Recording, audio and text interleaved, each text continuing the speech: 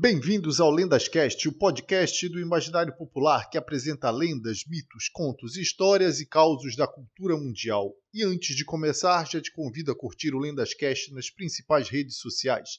Te lembra também de olhar o nosso site, lendascast.com.br.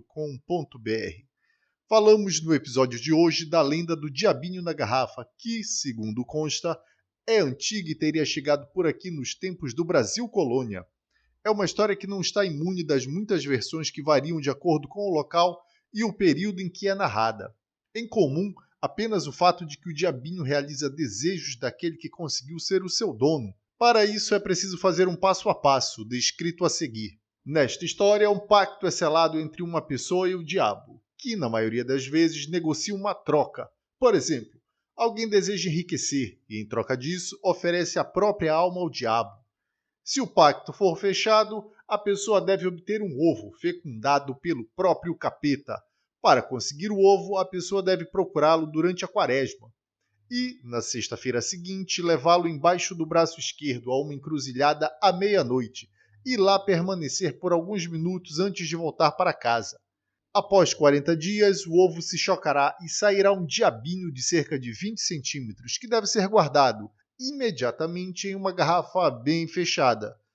Isto feito, a riqueza virá ao longo da vida da pessoa conforme o pedido. Quando ela morrer, o diabinho quebrará a garrafa e conduzirá seu dono ao inferno.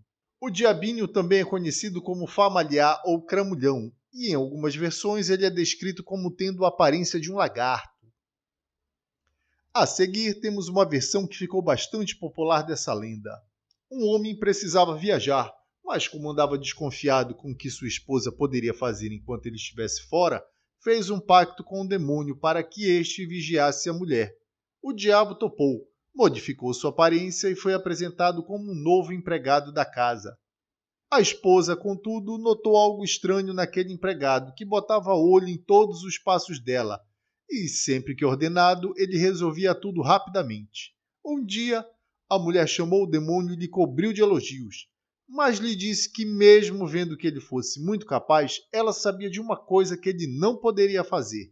O diabo, se roendo de curiosidade, encheu a boca para dizer à mulher que ele era capaz de fazer tudo o que ela dissesse e até mais se duvidasse. A mulher, então, se valendo do momento, disse que ele entrasse na garrafa vazia que estava na estante. Sem perceber a artimanha, o diabo mal entrou e a mulher tampou a boca da garrafa com uma rolha. Trancado, o diabo não pôde mais vigiar a mulher, que, se sentindo livre, fez tudo o que era de seu desejo. Dias depois, o marido voltou da viagem e foi muito bem recebido pela esposa. Ao perguntar sobre o empregado, a mulher disse que ele foi embora sem mais nem menos. Ela também comentou que sentiu que uma coisa ruim passou pela casa e deixou no ar um cheiro de enxofre. Por isso, pediu a ele que pegasse a garrafa na estante e levasse até a igreja para enchê-la de água benta, pois queria espalhar pela casa para fazer uma simpatia. O marido, obediente, concordou e rumou à igreja. Lá, aproximou-se da pia para encher a garrafa de água benta. Quando a primeira gota atingiu o diabo, a garrafa explodiu, mandando o demônio para o inferno e deixando o pobre marido sem entender nada.